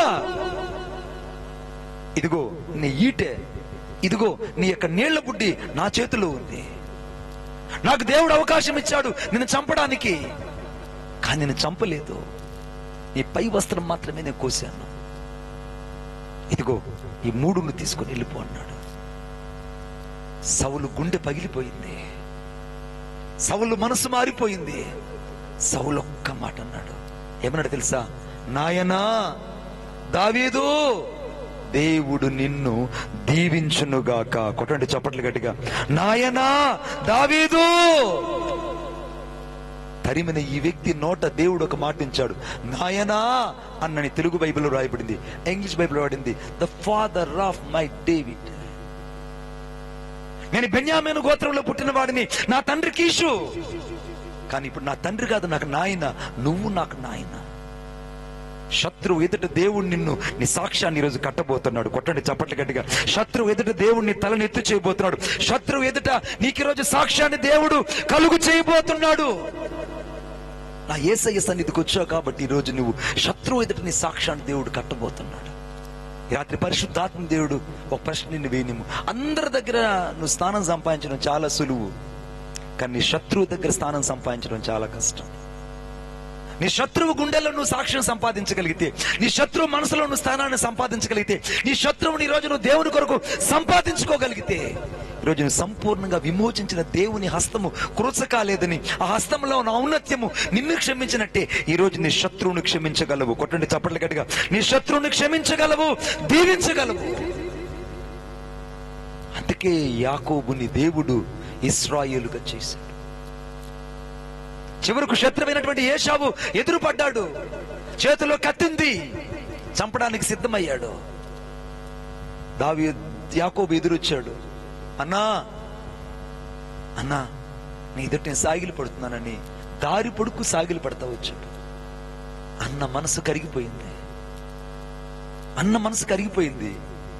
దావీదు కొంత బహుమానాన్ని తీసుకొచ్చి, కొన్ని గొర్రెలు తీసుకొచ్చి, ఏశావు అన్నయ్య ఇవన్నీ నీకోసం తెచ్చానన్నయ్య, అయ్యా ఆ దేశంలో చాలా శ్రేష్టమైనవి, ఇవి నువ్వు తీసుకో అన్నయ్యానంటే ఏశావు అన్నాడు, తమ్ముడు నాకేమీ వద్దు, నాకేం వద్దు, నేను ఇంకెప్పుడు చంపను, నేను నువ్వు నీ పిల్లలతో సంతోషంగా ఉండని తన అన్న ఆ రోజు యాకోబుని దీవించి మరొక దారిలో వెళ్ళిపోవడానికి కారణం ఏంటంటే, యాకోబు అన్నను దీవించి అన్న ఎదుట తగ్గించుకున్నాడు కనుకనే. కొట్టండి చప్పట్లు గట్టిగా. అన్నను దీవించాడు. రారా నువ్వెంత నేనెంత తేల్చుకుందాం అనుకుంటే ఆ రోజు పెద్ద యుద్ధమే జరుగుండేది.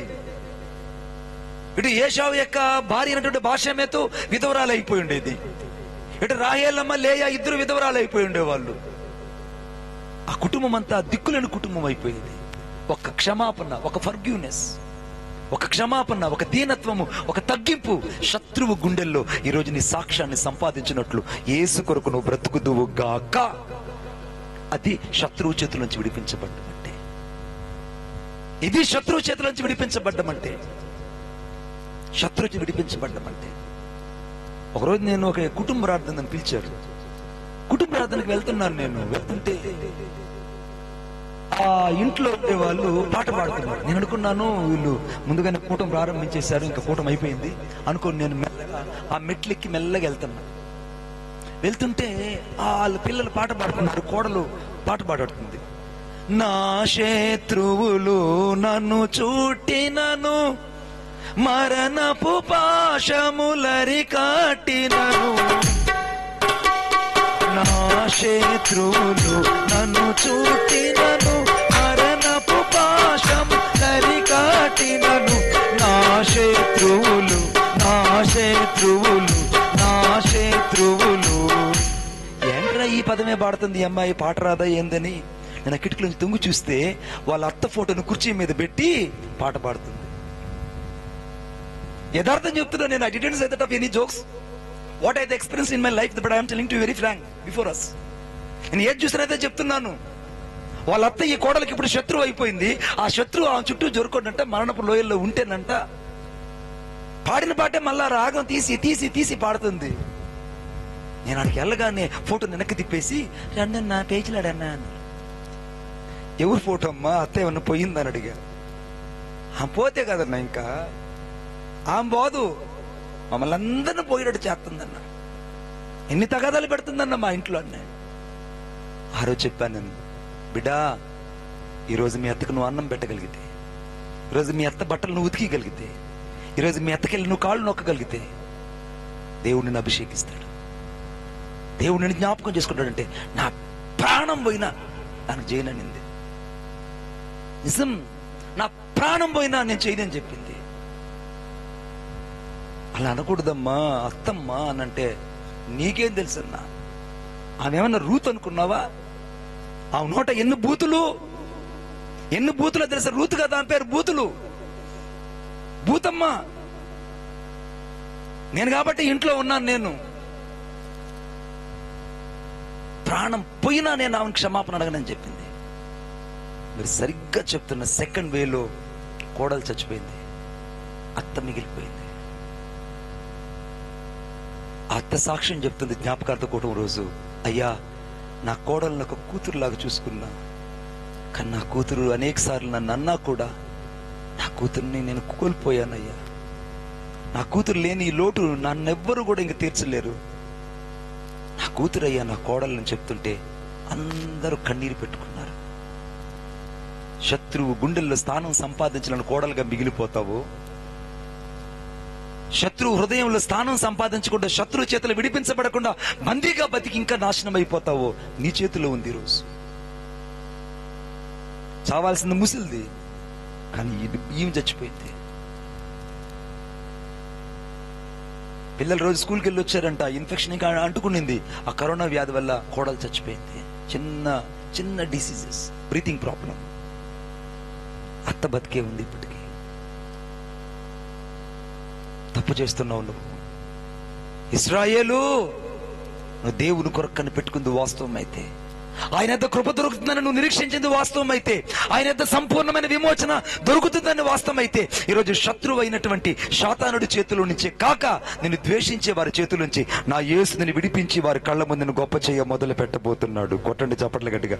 నా దేవుడు నిన్ను గొప్ప చేయ మొదలు పెట్టబోతున్నాడు. ఆ వాక్యం చదివి ప్రార్థన చేసుకుందాం రండి నాతో పాటు.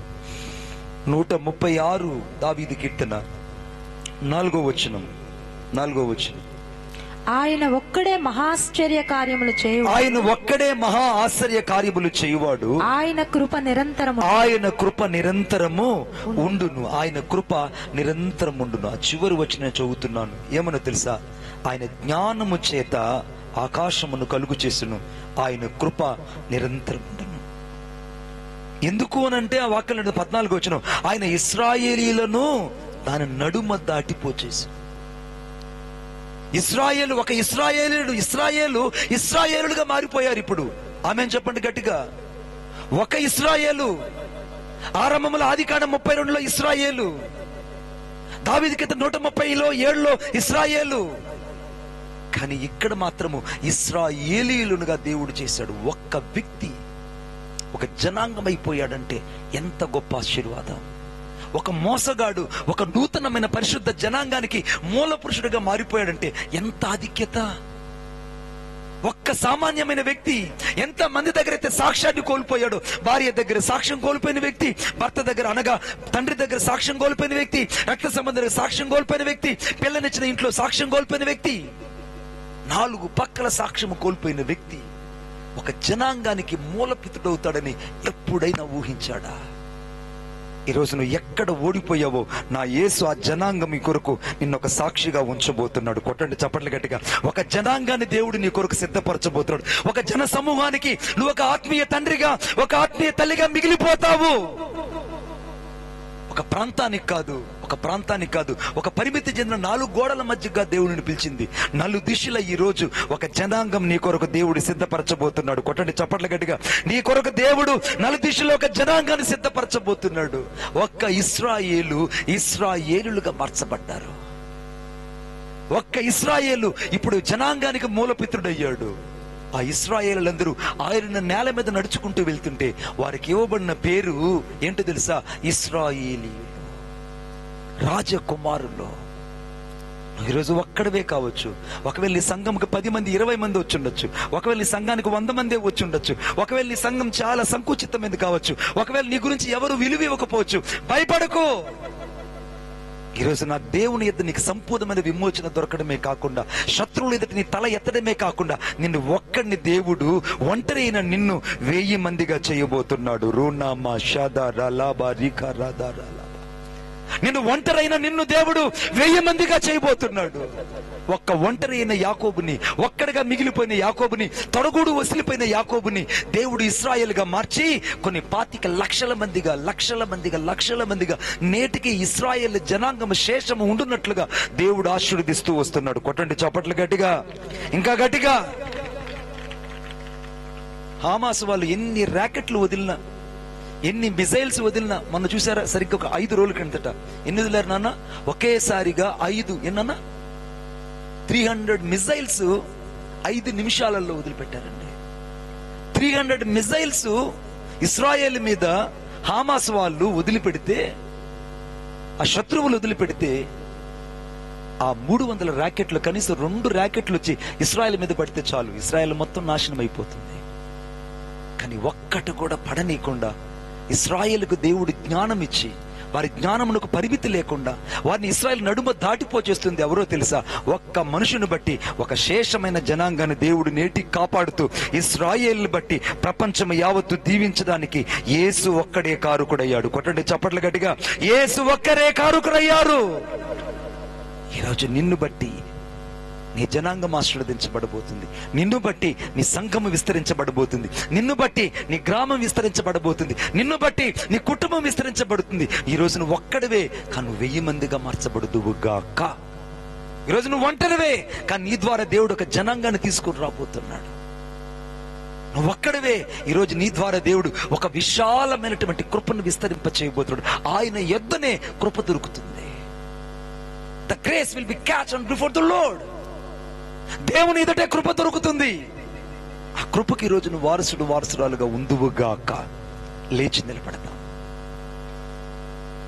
ఒక్క మనుషుడు ఇప్పుడు ఇశ్రాయేలు జనాంగంగా మారినట్టు ఈ రోజు నీ ద్వారా దేవుడు ఒక జనాంగాన్ని తీసుకురాబోతున్నాడు. ఒక జనాంగానికి నువ్వు ఒక మూల పురుషుడుగా, మూలమైనటువంటి వ్యక్తిగా నువ్వు మార్చబడబోతున్నావు. ఆకాశంలో చేతులు పైకెత్తాం. ప్రభువా, నా సాక్ష్యం సరిలేదు, నా జీవితం సరిలేదు, నన్ను చూసిన వాళ్ళందరూ తప్పుగా మాట్లాడారు ప్రభు. అనేకులు నన్ను చూసి నిందించడం ప్రారంభించారు. నా సాక్ష్యం వట్టిదని, నా సాక్ష్యం మట్టిదని అనేక సార్లు నన్ను చూసిన వాళ్ళందరూ తిరస్కరిస్తూ వచ్చారు. కానీ నువ్వు ఒక్కడివే నా మీద కృప చూపించావయ్యా. నీ ఒక్కడివే నా మీద దయ చూపుతూ వచ్చావయ్యా. అయ్యా, నువ్వు ఎందుకో నన్ను ఇంకా ప్రేమిస్తూ వచ్చావయ్యా. నీకు వందనాలు. ఈ రాత్రి నిన్ను బట్టి దేవుడు నీ గ్రామం దీవించబడబోతుంది. నిన్ను బట్టి నీ సంఘము విస్తరించబడబోతుంది. నిన్ను బట్టి నీ కొరకు దేవుడు ఒక జనాంగాన్ని సిద్ధపరచబోతున్నాడు. ఈరోజు నీ సాక్ష్యం వట్టిది మట్టిదని కొట్టివేసిన, ఇంకా నోరు తెరిచి గట్టికి ప్రార్థన చేద్దాం. ఒకవేళ నీ స్వజనులందరూ నిన్ను తిరస్కరించిన, ఒకవేళ రక్త సంబంధం నిన్ను పక్కకు పెట్టినా, ఒకవేళ నీ నెలవరులు నీకు దూరం అయిపోయినా, ఒకవేళ నువ్వు నలుదిశలా విరగొట్టబడినా, ఈ రోజు నా యేసు నిన్ను విడిచిపెట్టడా. ఆయన నిన్ను ఈ రోజు ప్రత్యేకపరచబోతున్నాడు. ఈ రోజు నాకు ప్రత్యేకమైన వ్యక్తిగా అభిషేకించి ఆశీర్వదించబోతున్నాడు. ప్రత్యేకపరిచి అభిషేకించి ఆశీర్వదించబోతున్నాడు. నిన్ను దేవుడు ఒక నవనూతనమైన వ్యక్తిగా, నిన్ను దీవెనకరంగా మార్చబోతున్నాడు. నువ్వు కోల్పోయిన సాక్ష్యాన్ని దేవుడు కట్టబోతున్నాడు. శత్రువు చేతుల నుంచి విడిపించాలని, శత్రువు చేతులను నువ్వు బందీ కాకూడదని, శత్రువులను దీవించే వ్యక్తిగా నువ్వు ఉండాలని కోరుకుంటున్నాడు. ఏ శత్రువుల మధ్య నువ్వు ఓడిపోయావో, ఏ శత్రువుల మధ్య నీ కుటుంబం దూషించబడిందో, ఏ శత్రువుల మధ్య నీ పిల్లలు అవహేళన చేయబడ్డారో, ఏ శత్రువుల మధ్య నీ జీవితం అంతా చిరునామా లేకుండా పోయిందో, వారి ఎదుట నా యేసు నీకు చిరునామా దయచేయబోతున్నాడు. వారి ఎదుట దేవుడు నీ తల ఎత్తబోతున్నాడు. వారి ఎదుట నీ కుటుంబాన్ని దేవుడు ఆశీర్వదించబోతున్నాడు. వారి ఎదుట దేవుడు నీ సాక్ష్యాన్ని కట్టబోతున్నాడు. ఈ రోజు నువ్వు ఒక్కడవే కావచ్చు, ఈ రోజు నిన్ను దేవుడు అనేకులుగా మార్చబోతున్నాడు. చప్పట్లు కొట్టండి గట్టిగా. అనేకులుగా దేవుడిని చేయబోతున్నాడు. ఒక జనాంగంగా నీ ద్వారా రాబోతున్నాడు. ఒక జనాంగాన్ని నీ ద్వారా దేవుడు సిద్ధపరచబోతున్నాడు. ఈ రోజు నువ్వు దేవుని దృష్టిలో ఒక ప్రత్యేకమైన వ్యక్తిని. నాతో పాటు ఈ ప్రార్థన చెప్పండి. యేసయ్యా, ఇంకా గట్టిగా, యేసయ్యా, యేసయ్యా, ఈ రాత్రి నా ప్రతి పాపాన్ని నీ ఎదుట ఒప్పుకొనుచున్నాను. నీ రక్తము చేత నన్ను కడిగి పరిశుద్ధపరచండి. నా హృదయంలోనికి మిమ్ములను నా రక్షకుడుగా స్వీకరిస్తున్నాను. నా ప్రతి పాపాన్ని నీ ఎదుట ఒప్పుకొనుచున్నాను. నా శత్రువులను క్షమిస్తున్నాను. నా శత్రువులను దీవిస్తున్నాను. నా శత్రువు ఎదుట నా సాక్ష్యము కట్టబడును గాక. నా శత్రువు నోట నాకు దీవెనలు కలుగును గాక. నా శత్రువు ఎదుట నాకు భోజనము సిద్ధపరచబడును గాక. నా శత్రువు ఎదుట నా తల అంటబడును గాక. ప్రభువా, ఈ రాత్రి నన్ను మీరు దర్శించినందుకే వందనాలు చెల్లిస్తున్నాను. నీ బిడ్డలు దీవించమని యేసయ్య నామములో ప్రార్థన చేసి వేడుకొనుచున్నాను తండ్రి. ఆమేన్, ఆమేన్. ఎక్కడ నీకు అనారోగ్యం ఉంది అక్కడ మీ కుడి హస్తాన్ని ఉంచండి. ఎక్కడ నీకు అనారోగ్యం ఉంది అక్కడ మీ కుడి హస్తాన్ని ఉంచండి. ఎక్కడ నీకు అనారోగ్యం ఉంది అక్కడ మీ కుడి హస్తాన్ని ఉంచండి. నేను మీకోసం ప్రార్థన చేయబోతున్నాను. నేను పరిశుద్ధాత్మ దేవుడు కలిసి ప్రార్థన చేయబోతున్నాను. ప్రభువా, నీకు వందనాలు స్తోత్రాలు చెల్లిస్తున్నాను. నజరేయుడైన యేసుక్రీస్తు ప్రభు యొక్క శక్తి కలిగిన నామంలో ఇప్పుడే నీ బిడ్డలను ముట్టండి, స్వస్థపరచండి. ప్రతి విధమైన వ్యాధి, ప్రతి విధమైన బలహీనత నజరేయుడైన యేసుక్రీస్తు నామంలో నీ బిడ్డలను విడిచిపెట్టి పో. ఈ రాత్రి